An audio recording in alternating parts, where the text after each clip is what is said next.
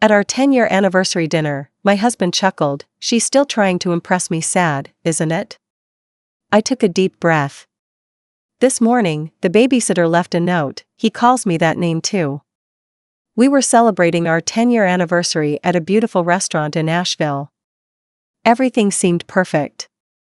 Until my husband, thinking I couldn't hear, laughed and said to the waiter, "She's still trying to impress me, sad, isn't it?" That morning, I had found a note from our babysitter. It simply said, "He calls me that name too." She meant Melody, a name I'd never heard him use with anyone before. That was the moment the pieces started fitting together. I didn't react. I played along. But I was already unraveling the lie I'd been living in.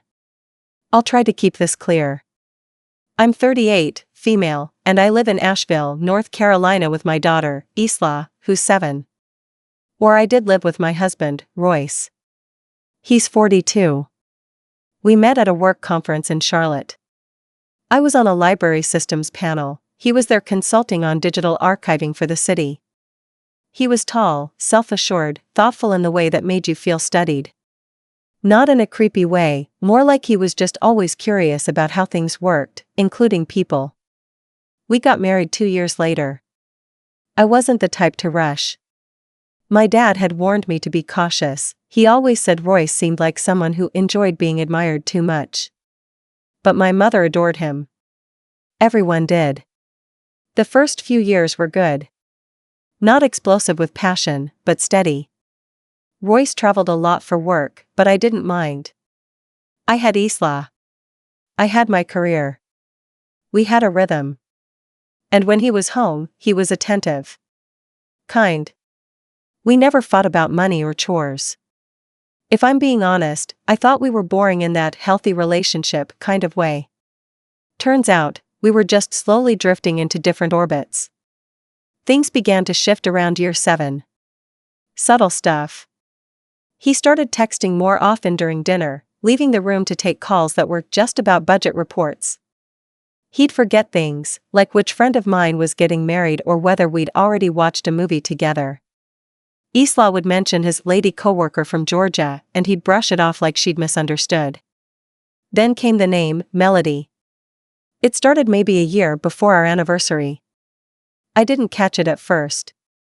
One night, I thought I heard him say it in his sleep, "Melody, wait." But when I asked him the next morning, he laughed it off and said, "I think I was dreaming about that jazz concert we went to." We had never gone to a jazz concert. Still, I let it slide. I told myself it was just my imagination. Then one Thursday morning, I found the note. Marissa, our babysitter, had tucked it into Isla's coloring book. A page that Isla had drawn little stick figures on, me, her, Royce, and the cat, was folded neatly with a line scrawled on the back. "Danny, this might sound weird, but I thought you should know. Royce called me Melody yesterday." It wasn't a joke. He said it like he really meant it. He's called me that more than once. I thought maybe it was a weird nickname, but today Isla said, "Daddy calls her that name too." I thought you should know. I didn't confront him that day. Instead, I went on with my morning like normal. Packed Isla's lunch. Took her to school. Went to work. Smiled through meetings and shelved books like nothing inside me was unraveling. That night, we had dinner reservations. Royce had booked a table at the Admiral weeks earlier. He even sent flowers to the library that morning, 10 white tulips with a card that said, "Here's to a decade of memories." When we arrived, he was his usual self. Polished. Polite. A little too polished, if I'm being honest. We ordered wine, shared a small plate of lamb meatballs, talked about our upcoming vacation. He complimented my dress. I thanked him. And then, as the waiter stepped away, Royce leaned back and laughed under his breath, glancing in the server's direction. "She's still trying to impress me, sad, isn't it?" He said it just loud enough for the waiter to hear. I don't even think he realized I could. My throat tightened, but I didn't say a word. I smiled. I nodded. I ate the rest of my duck confit like nothing had changed. But everything had. That night, I stayed up after he went to bed. I pulled out my laptop and started digging. I remembered the name Melody and started combing through credit card transactions. Hotel charges in Atlanta, dinners in midweek cities he claimed were just layovers. I scrolled through our shared cloud photo album. Royce never posted pictures of his work trips, but in the metadata of a few shots, there was a location tag, Piedmont Park. A place he'd told me he'd never been. Then I checked his airline points account. I saw back-to-back bookings to Atlanta, Birmingham, Memphis, cities with regional offices I'd never heard him mention before. Every few weeks, like clockwork. By the end of the night, I knew. I reached out to a woman named Ray the next day. Her husband worked with Royce. We'd chatted at a few holiday parties. She always seemed guarded around me, like she was holding her breath. When I asked her plainly, "Is Royce seeing someone named Melody?" There was a long silence. Then she sighed and said, "Danny. I didn't think it was my place. But yes. Melody is from the Atlanta office. She's been on multiple projects with Royce. They travel together. A lot." That was all I needed to hear. After that phone call, I sat in my car for 10 minutes outside the grocery store, staring at the steering wheel. I remember the condensation on the windshield. I remember the sound of my own breath. But mostly, I remember that strange, disconnected feeling, like watching yourself from above. That moment when reality shifts just enough to feel unfamiliar. He had really done it. I'd spent 10 years holding us together, believing we were in this together. I thought the small sacrifices, the solo parenting, the late-night dinners, the patient support during his big projects, were part of the package of a grown-up marriage. A real one. The ones that last. And yet here I was, blindsided by a woman I'd never even met, a name that came out of nowhere, and a man I thought I knew. When I walked back into the house that afternoon, I didn't confront him. He was in his home office, headset on, spreadsheets open, smiling like he wasn't collapsing our life behind my back. I kissed Isla on the forehead, helped her with her math homework, microwaved leftovers. I said nothing. I was saving it. The next few days were a blur of documentation. I took photos of receipts. I dug through emails. I retrieved old flight confirmation emails from our shared inbox. Anything that could show a pattern. I even found an old Facebook post from one of Royce's colleagues, tagged at a bar in Atlanta, Royce in the background with his hand on a woman's lower back. Her face was turned, but she had dark red hair. The kind you remember. I didn't eat much. I didn't cry.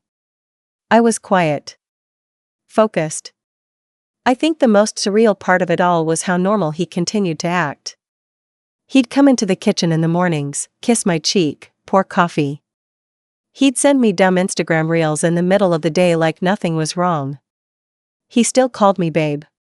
Still referred to us as a team. I wonder now if he thought I'd never find out. Or worse, if he didn't care. The only moment I slipped was with Isla. She asked me, one morning while brushing her hair, "Why does Daddy call Miss Marissa the wrong name?" I froze. My hand paused in midair as I held her braid. "What do you mean, honey?" He called her Melody. A few times. I told him that's not her name, but he laughed and said it was just a joke. I nodded slowly. "You're very smart, you know that?" She grinned. "I know." That was the moment I knew I wasn't just leaving a marriage, I was protecting my daughter from a man who thought secrets were games and lies were toys to play with. I reached out to a lawyer a few days later. A woman named Becca Klein. She came highly recommended, kind, competent, no nonsense. She didn't bat an eye when I laid it all out. The babysitter's note. The name slip. The receipts. The lies. Becca was the first person who made me feel like I wasn't crazy. "You've got enough here to ask for full custody," she said after an hour of reviewing my notes. "If you want to go that route." "I do," I replied. I didn't even hesitate. Because whatever Royce had become, he wasn't a man I trusted to raise our daughter with integrity. I didn't tell him until everything was in place. It was the following Friday. A calm morning, unusually bright for early spring. I handed him an envelope over breakfast. He opened it, expecting a birthday card or a sweet note. His expression changed immediately. "What is this?" he asked, already knowing. "Divorce papers," I said. "With custody recommendations and a detailed timeline of your trips with Melody." He blinked, stunned. What the heck is this about? You're just going to end this?" I didn't raise my voice. "You ended it the day you started calling other women names that didn't belong to them. The day you thought I'd never figure it out. I'm just finally catching up." He stared at me for a long time, like he wanted to say something clever, or noble, or maybe even apologetic. But nothing came. He just stood up and left. He moved out that weekend. Claimed he needed space to think. I didn't stop him. We told Isla together that Daddy was getting his own place. She asked if it was because he called people the wrong names. I almost laughed. Royce looked like he'd been slapped.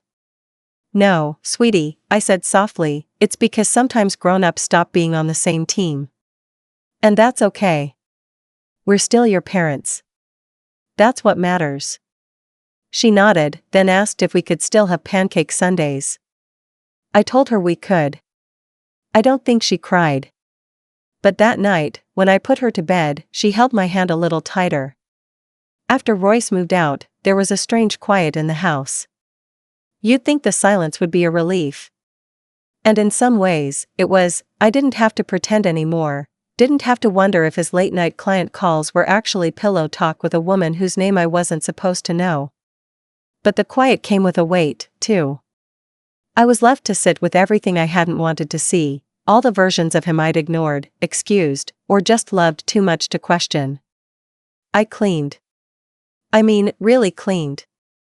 I scrubbed behind the washer and dryer. I cleared out the coat closet.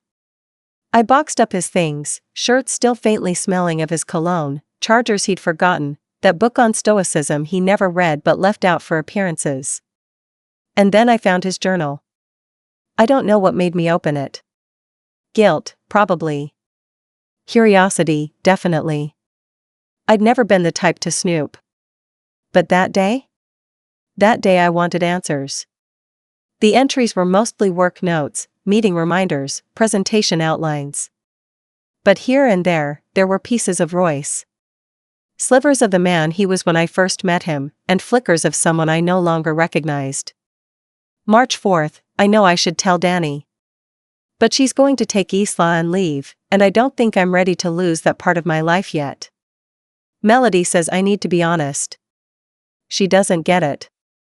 She doesn't have a child. She doesn't understand what's at stake. That entry hit me harder than any confrontation could have. He wasn't just having an affair, he was compartmentalizing our daughter. Deciding which version of himself got to stay in her life, and which didn't. He didn't end it because he cared. He hid it because he was afraid of losing access. The court process began soon after.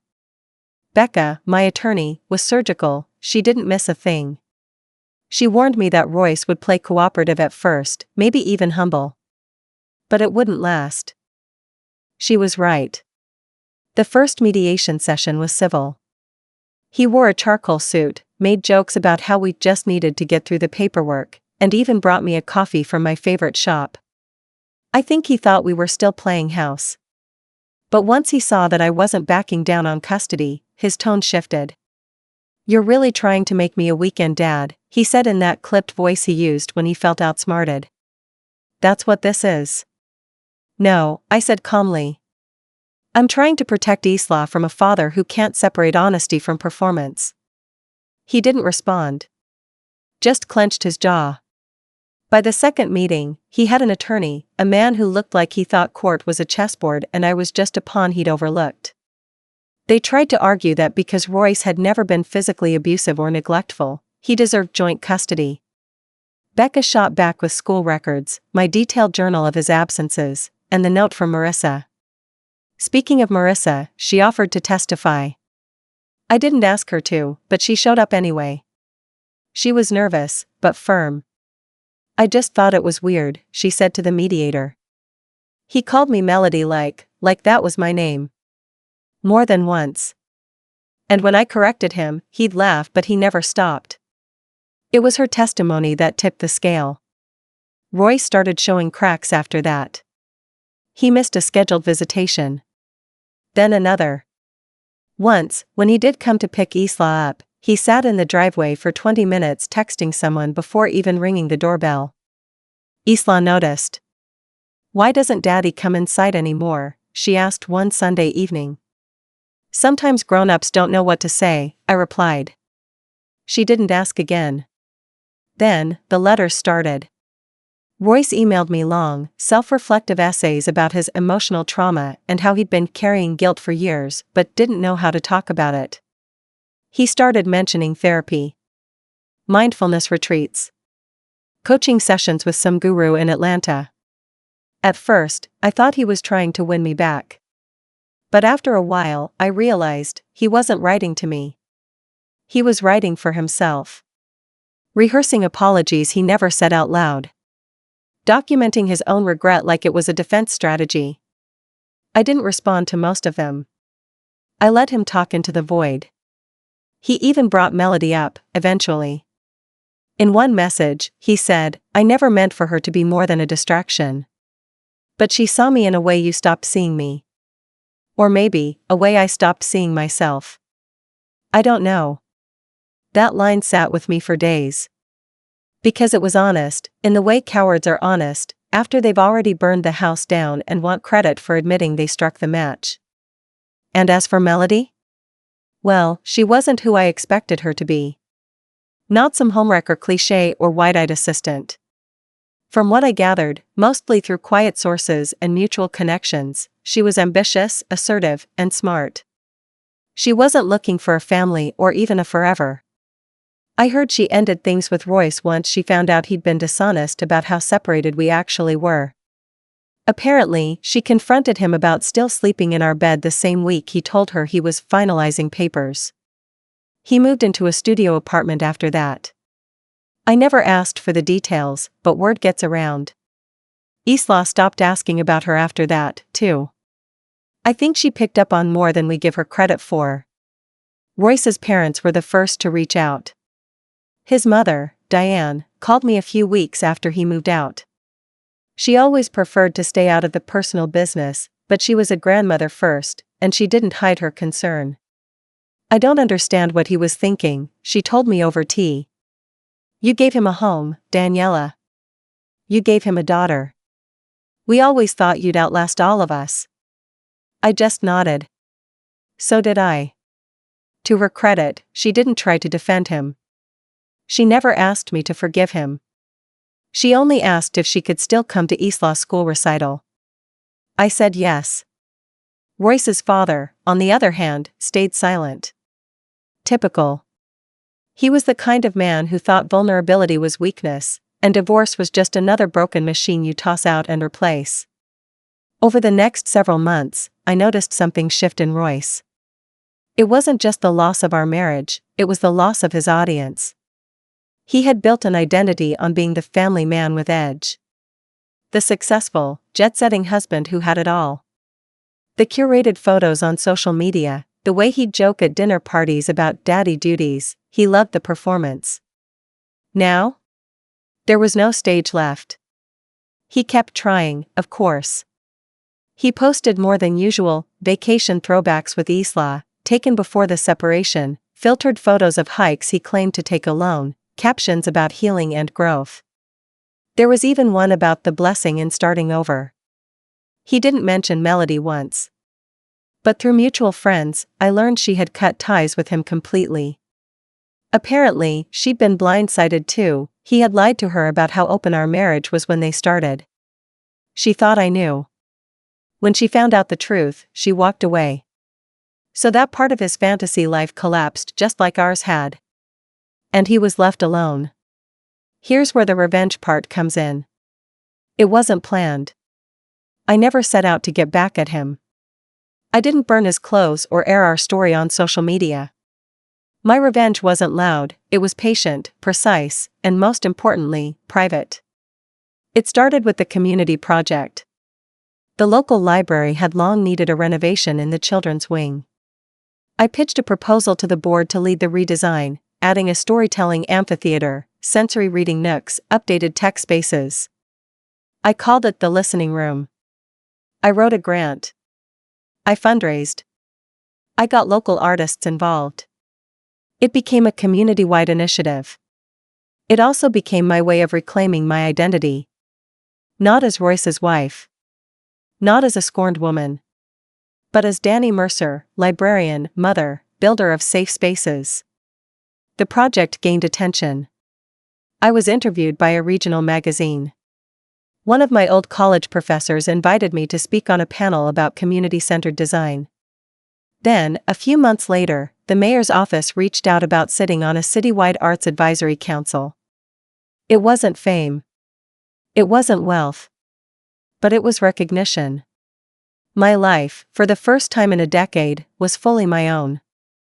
Royce, meanwhile, didn't know how to function without someone orbiting him. His job became rocky. He burned bridges in the Atlanta office, lost one of his long-term clients, and was passed over for a promotion he'd been banking on. He called one day, asking if I'd consider reevaluating the custody terms. I told him we could set up a mediation.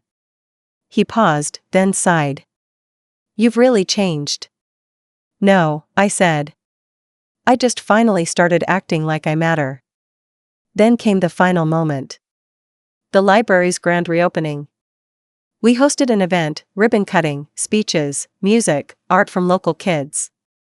Isla stood beside me, beaming, holding scissors that were too big for her tiny hands. Royce came. He stood near the back, quiet, wearing a pressed shirt that looked like he hadn't eaten in a few days. He smiled, but it didn't reach his eyes. After the event, he approached. "That was beautiful," he said. "You did all this?" "Yes," I replied. "With a lot of help, but yeah. I led it." He looked around, then down at Isla, who had run off to grab a cookie. "I'm happy for you," he said. I nodded. "Thanks." He hesitated, then added, "I think about everything, you know? About what I lost. What I did. I didn't offer comfort. I didn't offer closure. Instead, I said, you didn't just lose a marriage, Royce. You lost access to the best version of yourself. And that was your choice." He looked at me like he wanted to protest, but then he just nodded, slowly. And walked away. That was the last real conversation we ever had. He still sees Isla, occasionally. But she prefers her routines, her friends, her mom. She's old enough now to see through things. She doesn't need me to explain what happened. She felt it, even before I could put words to it. My revenge wasn't fire or fury. It was walking out of that dinner, hearing him laugh and mock my effort, and knowing that, one day, he'd realize that the version of me he dismissed would become the version of me that thrived. I didn't destroy him. I simply built a life without him. And then I flourished in it.